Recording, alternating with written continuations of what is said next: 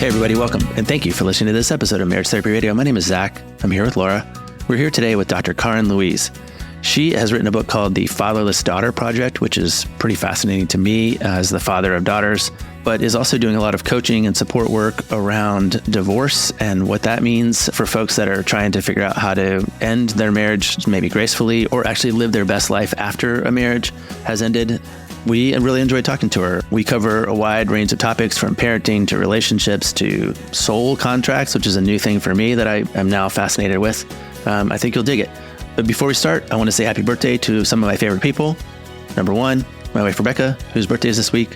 Also, our friend Sarah, our friend Kathy, many other people I know who were born kind of in this first week of October. Turns out it's a very popular birthday week. Also, our buddy Jason, who edits this podcast. Happy birthday, Jason. Thank you so much for being a good friend and a good editor. Everybody who's listening to the podcast should know how good you are at your job. So just so you know, people, Jason's really good at his job. Also, you should wish him happy birthday, put good thoughts out into the universe, which actually happens to be Dr. Karin's area of interest and intrigue. This is a very cool conversation. Stick around.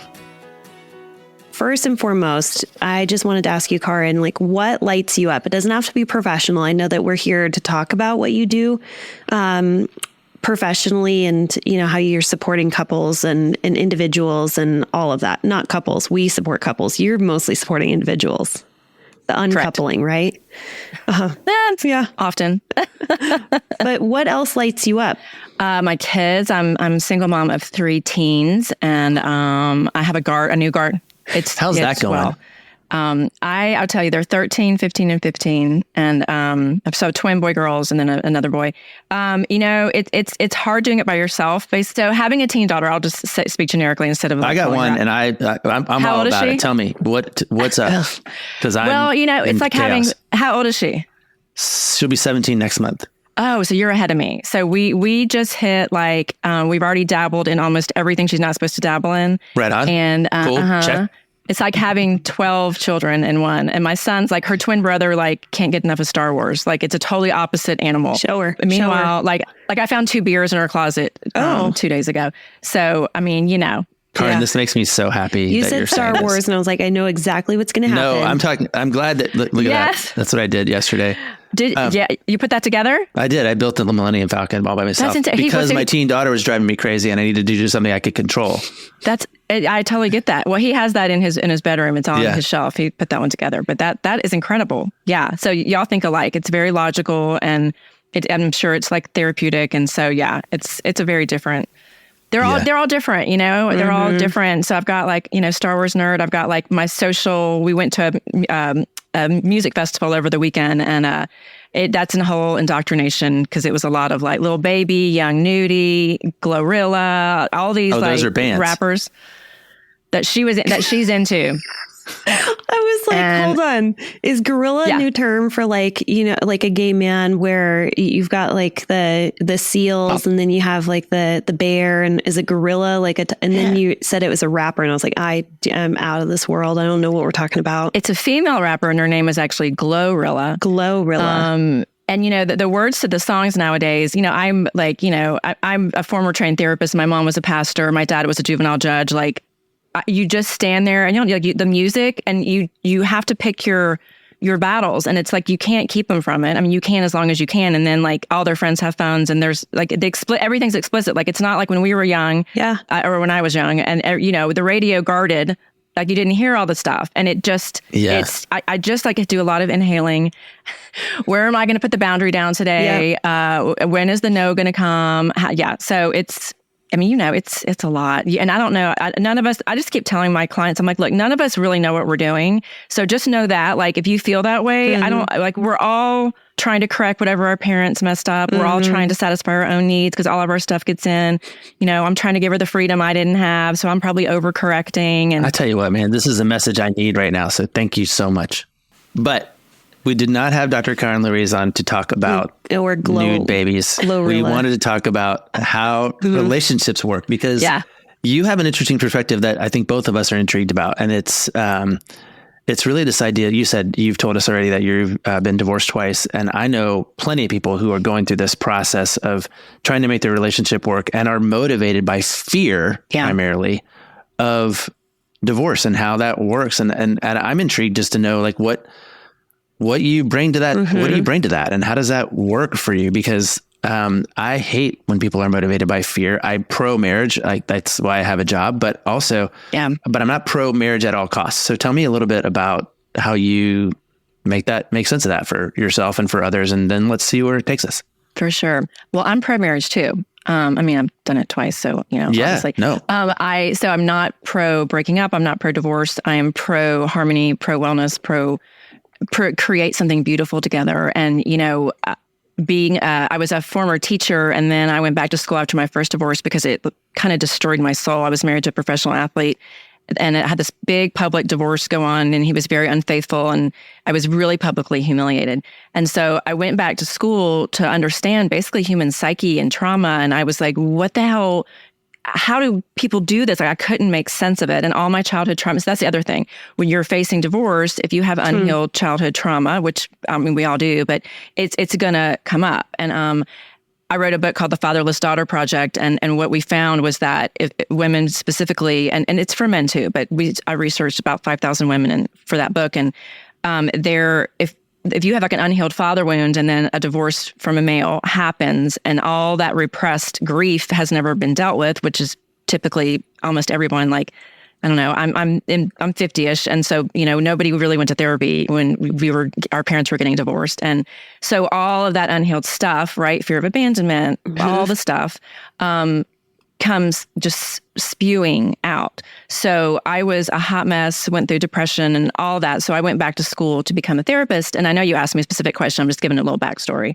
And then I kind of swung the other way and married someone that I thought was going to be super safe. It wasn't like the hot and heavy thing that I went through with my first husband. And I wanted to have kids, and I was in my mid 30s, and I chose someone that I thought was super safe, but there really wasn't a deep love there. It just on paper, the story I'd written for it was good. We both wanted to have the kids. We were members of the country club. We were just running with a really cool crowd. I mean, but it felt stable. So anyway, fast forward, I found out he really falsely represented himself, and I was really, I won't get into it, but I was really deceived in that marriage in a lot of ways. I don't talk about it too much because I have 3 kids with him, but it was very destructive. So here I am getting my doctorate, and I'm like, how can I be divorced twice? I'm literally, I used to call myself a relationship expert. And I'm like, so I stayed, and it was very emotionally abusive.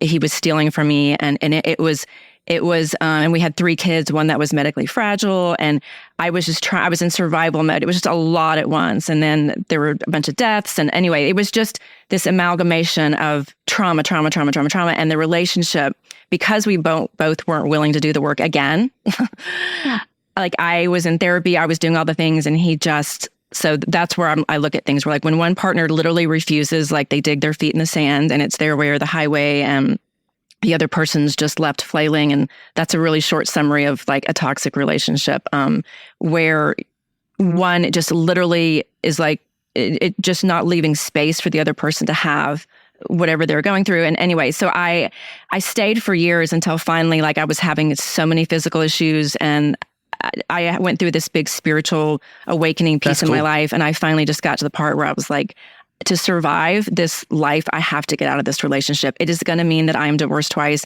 It's going to mean I'm going to be talking about it at some point publicly. It's going to mean I'm going to feel ashamed. My kids are going to have the story. But I knew that I could not be who I was fully in that relationship. And so if you are in a relationship where I couldn't talk about my former marriage, I couldn't, there were just a lot of rules, and there was a lot of bullying, and I just was getting smaller and smaller and more contracted. And I'm a big personality.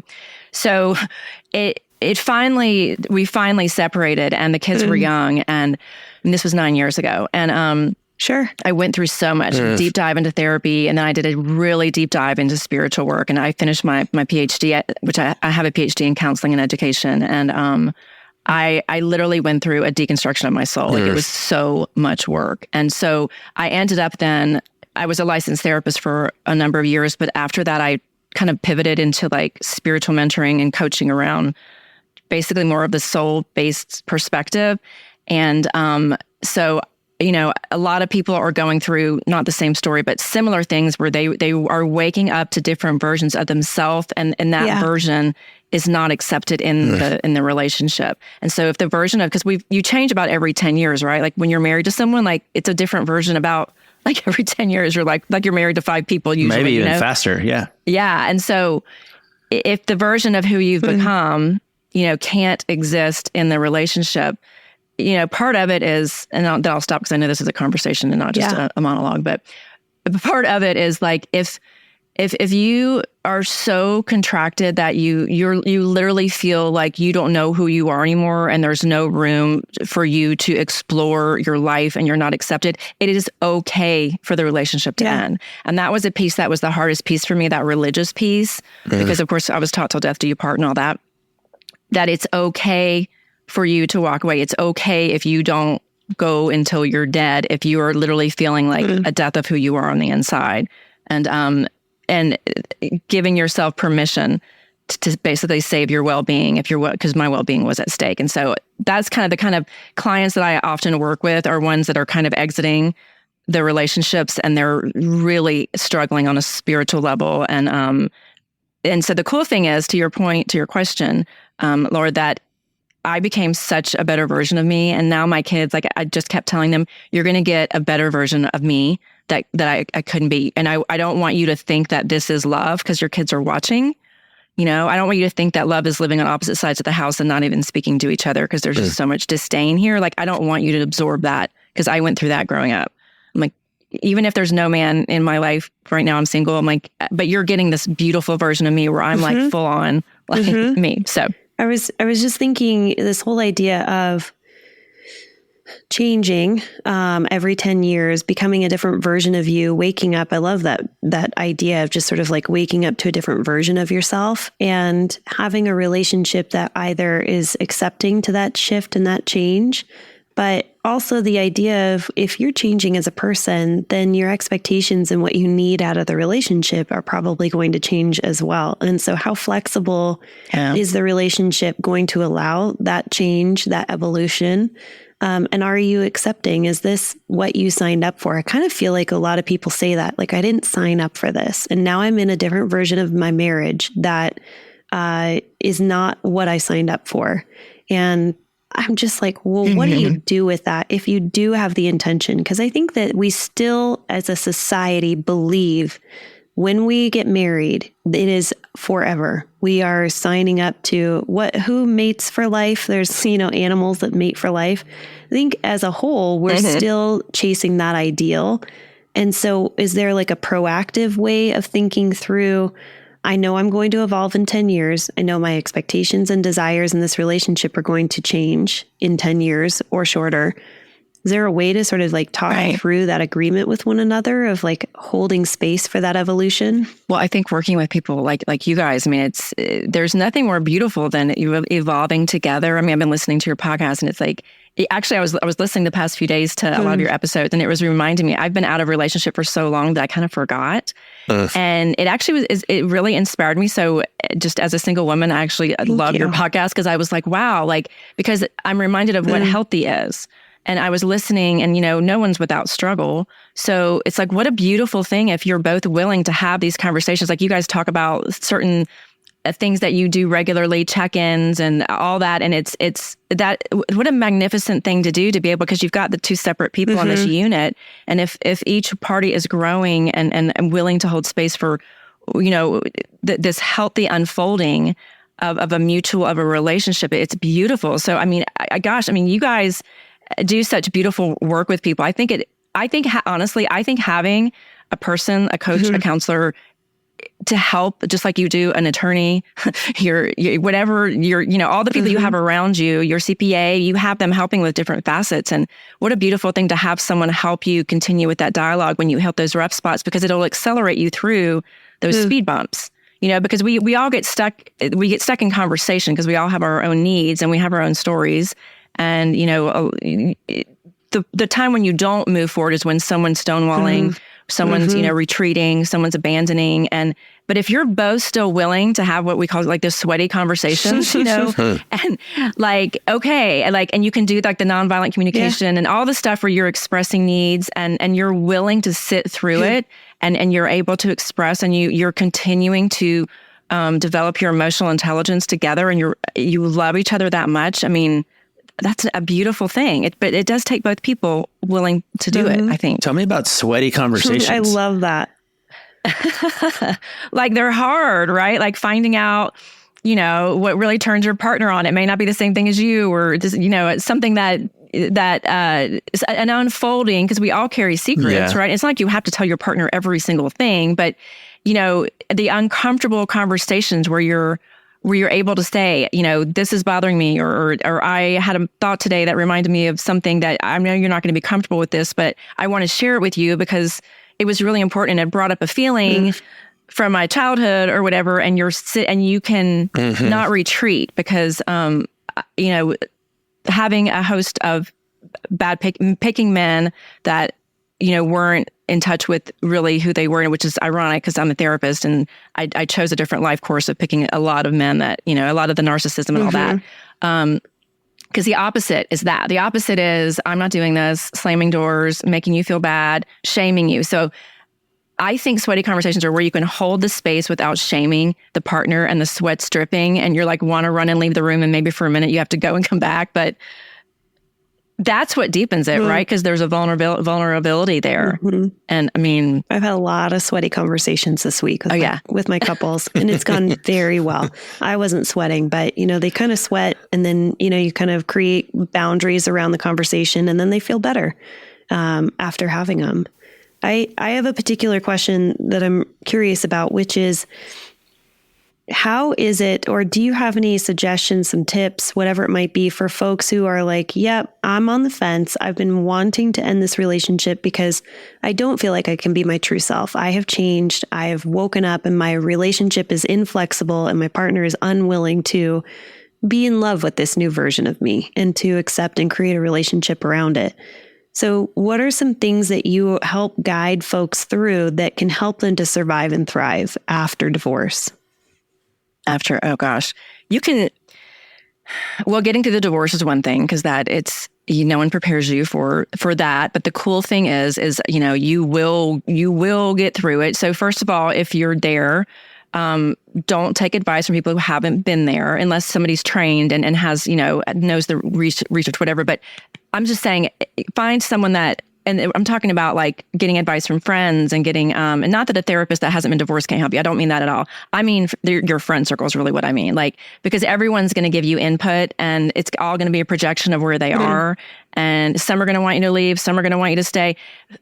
Find someone that has been through what you are choosing to go through or what you're in, and let them help you streamline it by telling you, because people that have been through it's very much like going through a death. It's actually can be harder than a death because you're grieving the loss of something and the person's still alive. Yes. And so there's a lot of grief that comes up. And so if you're still in it, like, realize it's all normal. You're going through the death process, and it's really hard because, what you're grieving is you're grieving the end of the relationship, but really what you're grieving is what you thought it was going to become. Because we all have this story. We stay because we think, oh, they're going to change. Oh, well, once we have kids. Well, once this project goes through. Well, once he turns 50. I mean, and if the partner's inflexible, you go through and there's like a year, just like a death. Like, you got to go through the holidays. You got to go through, and just know, okay, I'm going to be really sensitive around Christmas or Hanukkah when everybody else is doing what I really want to do. And know, too, that you're going to then idealize the rest of the world, and you're going to think, well, everyone, like, I remember I was walking in my country club that I lived in when I was married, first divorced from my husband who played baseball here in Atlanta, and I had this giant house, but it was the loneliest I ever was, right? And everybody thought my life was perfect, and then this whole public thing happened, and I would walk and I would look in the window. I mean, not go and look in the windows like peeping, but like walking, and you can see, like, in the evening where the lights are on the inside, and it was like Christmas time, and I just felt like I was in a movie, and you could see, and I had this image in my mind that everybody had this perfect life, Everybody's happy but me. everybody, just me, and, get a room. And, you get like, you just know that you're going to go through that. And the truth is, as you guys know, through this podcast and just through life, it's not, the illusion is an illusion. Everybody has their stuff. There are a lot of people struggling with what you're struggling. You feel alone and you're not. So know that. Find people that are going through it or have gone through it. And then literally the cool thing is you'll have these pops of liberation where it's like I wasn't allowed to do certain things. Like I'm very into, like, I've got all kinds of crazy stuff in my house that like he hated. And so like just literally I put up a happy wall both times. And this is one of the first things I tell my clients to do. Find pictures of yourself smiling in your life, being you, where even if it's a frame picture just of you, and put those up. Like anything that triggers you, don't throw it all away. Take it down if it's triggering you, but put up things that bring you joy. Changing your dishes is one of the things. Like, get the dishes that that he would have hated that are like all your bed sheets. Like those simple things actually make a difference because you're so ungrounded. Kind of like Zach, you talking about making the Lego thing. Like like you do things that like bring you back when you have a loss. Your sense of control is gone. Do what tactily you can control, and then know that you're going to have these great spots of liberation, like where you're like, oh my God, like I can actually do whatever I want. Like you are about to come into a space or are in a space where you can do whatever you want. You can date for 10 years or 10 minutes or not. Or if your sexuality is changing, you can do that. I mean, you are kind of unbound. And that freedom is your gift. And in that, you can fully become who you are, fully unapologetic. And that's the work that I do. Like, especially if you've been silencing yourself for years, like there's a whole like awakening of that. I work with chakras now too. There's like an awakening of your throat chakra. There's an awakening of your heart chakra. So I energetically work with people too, because very often there's just been a shutdown of our energy centers, and very often it manifests in disease and depression and things like that. So there's so much waiting. Wow. Well, and there's also, I mean, as you were talking, I was thinking about there's so much misinformation out there too. Like people get bound up in not only what they think, but also what they don't think or what they don't know. Like, oh, he's going to take me for half my stuff, or, oh, I'm only going to have my kids for this many times, or, oh, I'm not going to have a job, or, and I feel like, can you help, or how do you frame for people that they don't know what they don't know? I mean, there are, I guess divorce maybe in every state is different, but how do you help them over the hump of like all these myths that you think or believe or anticipate maybe aren't based in reality? They're based in some maybe fear. TV show that you watch or somebody else's experience. Yeah. Yeah. I mean, it's fear. It's fear is, very low vibrational state of consciousness, and, nothing good was ever created out of fear. But at the same time, they're all valid. Okay. So like I would never shut someone down, right? Like, I mean, I'm a trained therapist and there's a space for that. But like you're saying, you will, like I remember with the kids when I got divorced and I looked at the parenting schedule and I couldn't, of course, you can't imagine dating at the time. Like you can't imagine not having the kids. And I had like a full meltdown, and my attorney looked at me, and she was divorced, and she was like, I know you don't think this now, but there will be a time when that free weekend is going to be like the best weekend that you have. Trust me. And she was right. Yeah. She was right. Like it took months, right? Like the first time they leave. So yes, allow yourself to feel. So this has been a big, I think, resurgence and working with clients right now. And I heard you guys talking about it. Those feelings, like if we're afraid of the feelings, right? We're afraid of the kids being gone because we already feel alone. And then, you're going to not have them on a weekend or every other holiday. And I promise you, there will be a time when you will meet someone again that you will be fired up about in the future, and you will be so thrilled that you can take that ski trip over Christmas because it's your year off. I mean, there will be a time. And yes, it will be hard at first. When it's hard, know that you are grieving. Sit and then let those feelings pass through your body. Don't think that you have to be strong don't make your kids your caretaker. Don't. But if you need to cry, take a minute. Mom's having a really hard day. I heard your episode on feelings when you were talking about like stuffing it. Of course, I picked that one. I'm like, ooh, this one looks really good. Oh, the one where Laura cried like a baby. I cried too, so let it go. I did, I guess. But it fits too, because you're still, if you have kids, I mean, if not, like you have that fear that you're not going to ever have kids again. I mean, I didn't have my kids. I was divorced. I had my kids at my 38th birthday. I had my twins, and my next one I had at 39. Wow. Like it was like boom, boom, boom. I had 3 kids within 2 years. So no, thank you. So yeah, I look back and I'm like, I got through that. That was like going through the apocalypse. I'm like, if I can go through that, like I can. And the third one was medically fragile, and it was a whole horrible situation. But anyway, there will come a time when you are going to be so proud of yourself. There will come a time when you are surrounded with other people, because they're going to be magnetized to you that have gone through it. You will get another tribe. Yes, it is true that there are probably some friends that you might lose. It is hard. Again, you're going to be, things are going to shift. Mm-hmm.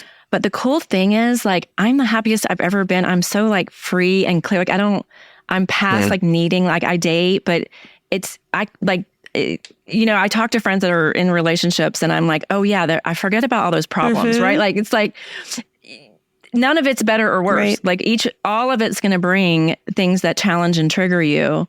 But you can take charge in your work. Maybe you're leaving a job at the same time. You're probably moving, but like you get to create a house that's all your own. I have been the happiest in my smaller houses, and I've lived in 2 giant houses when I was married. We're talking 8,000 and 12,000 square feet.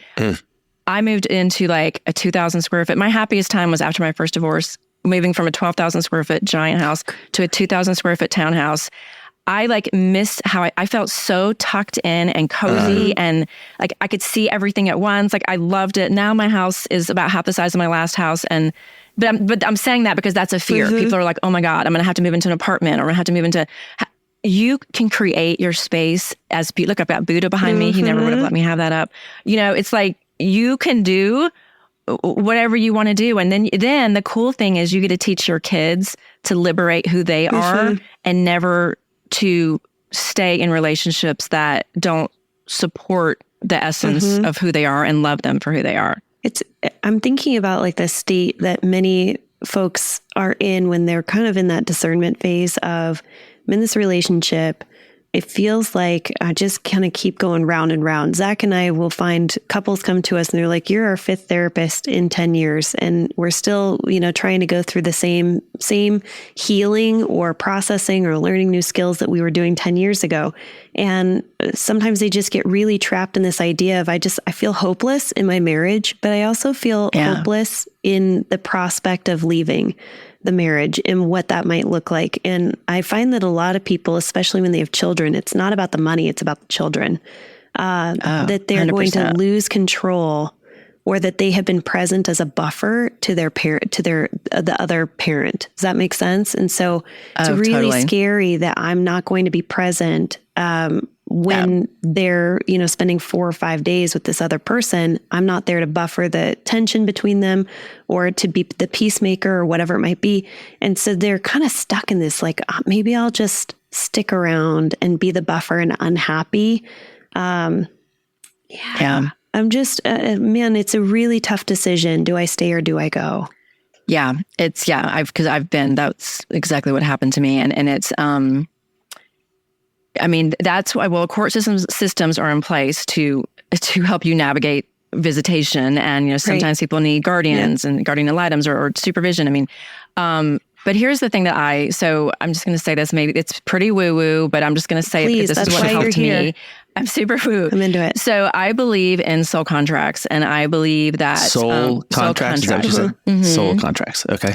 That basically I'll talk about intimate partner. So your intimate partner, when you came to this life, like you kind of already agreed before you jumped in that you would meet up and teach each other things. And so every relationship is here to help you grow, period. Like the hardest ones are there to help you grow the most.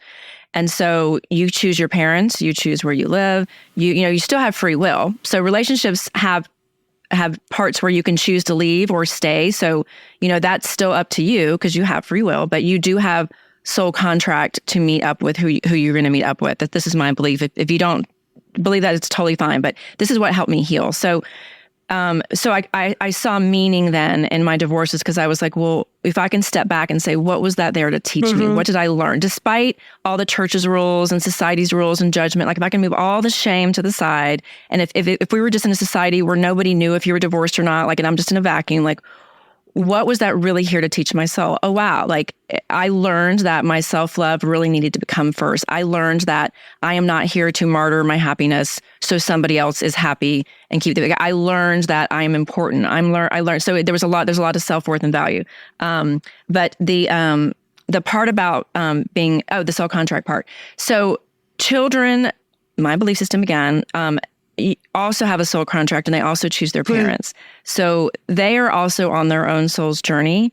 And you're not, now I'm not talking about abusive situations. And I mean, I know because I've got a tricky situation myself, so I can relate to what you said.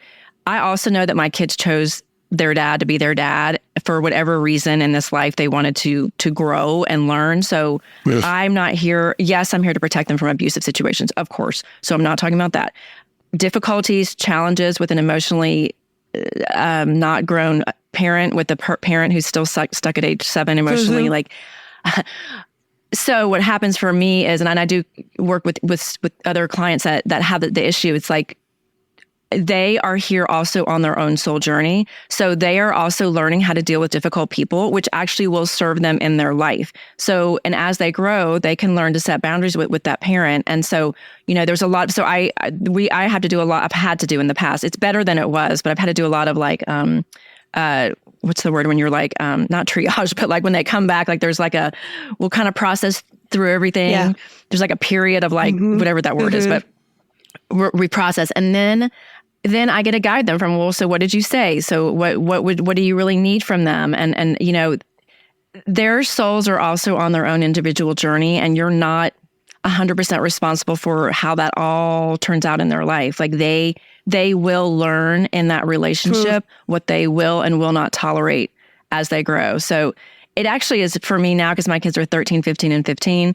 It's like there are a lot of conversations around, well, why don't you say this to dad? Well, why don't you? I mean, it's a learning opportunity, to be honest. But when they're little, it was hard. It is hard when they're really little. But I promise you will get through it, and I promise you they will get through it. And there is beautiful growth that can come out of it, And you can also hold out. I mean, your partner. There's always potential for people to grow, and maybe they can be a better version of themselves in a different space. But I know each situation is different. So, and I feel you if you're going through that. I know it's really hard. But again, that's where you get resources around you. So that's where I would get a family therapist in place. So you have a mediator between you. If you're in a situation that strikes fear in you, get a support network, period. Like it's worth every dime you can spend. So you have a place where parents have to be responsible and where you come back together, and that the other party has to answer. So the answer is there are resources. Yeah.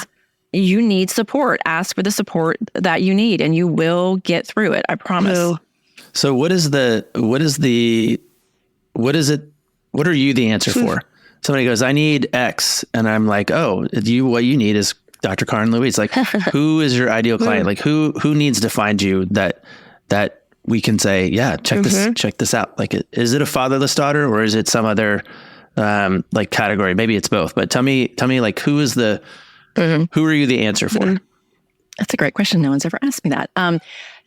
So very often I do work with men too, which is interesting. I do love working with men, but my normal ideal like client is a woman that has had issues with usually her father. Maybe it doesn't, and fatherless doesn't mean that your dad died. I mean, your dad could have died, but it just means that the bond, there could be an estrangement, there could be addiction. Whatever it was, there was a broken bond that is unhealed. That usually then comes out when you have your divorce. Usually my clients are post-divorce. I don't do the trauma work anymore. I'm not a licensed therapist right now. Not that I can't do it, but I'm not licensed in that area now. I do work. If you've had somewhat of an awakening in your life, and like when I'm talking about soul work, like that kind of lights you up and you're like, I feel like there's something more. There's something that I haven't accessed that's like in a different frequency or realm. Or I do a lot of energy work.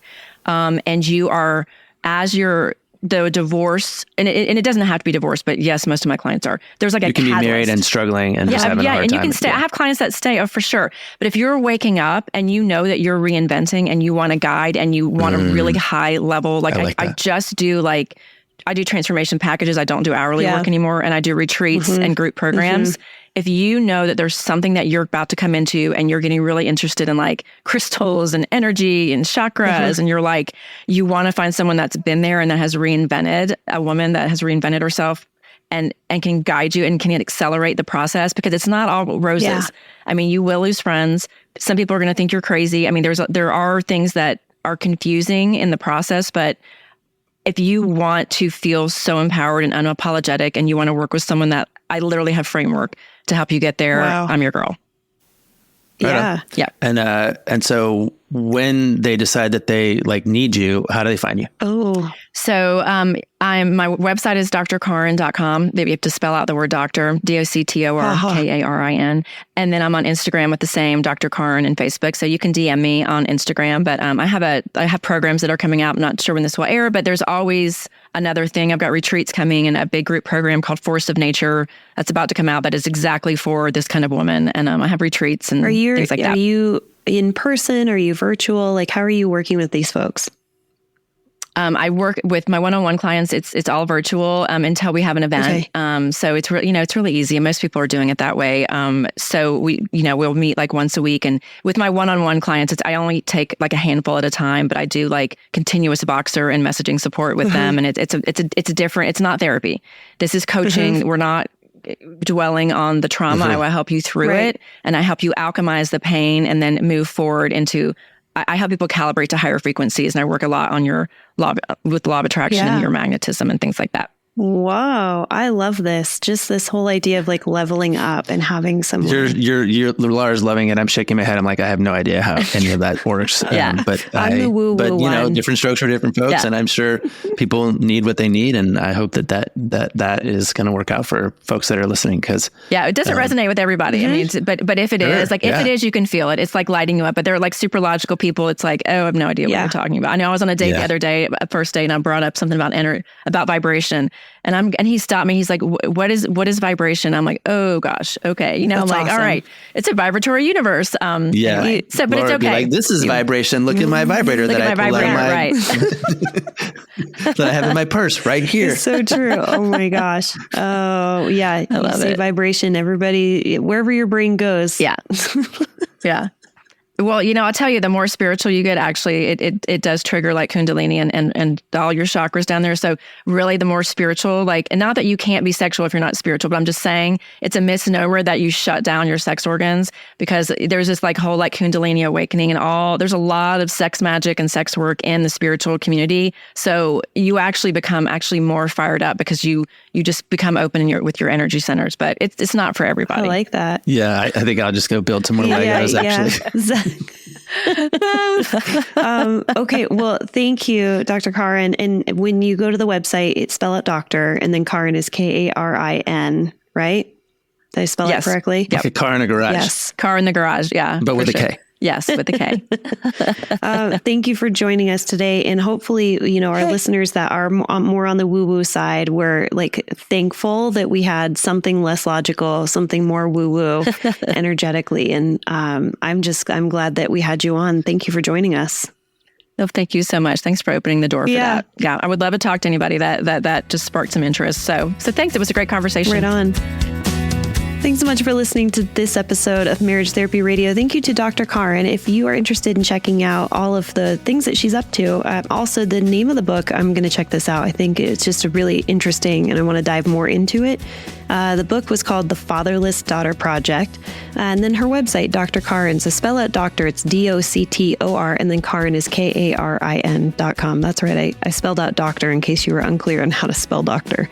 Thanks for all of your time and attention, making your relationship better today than it was yesterday.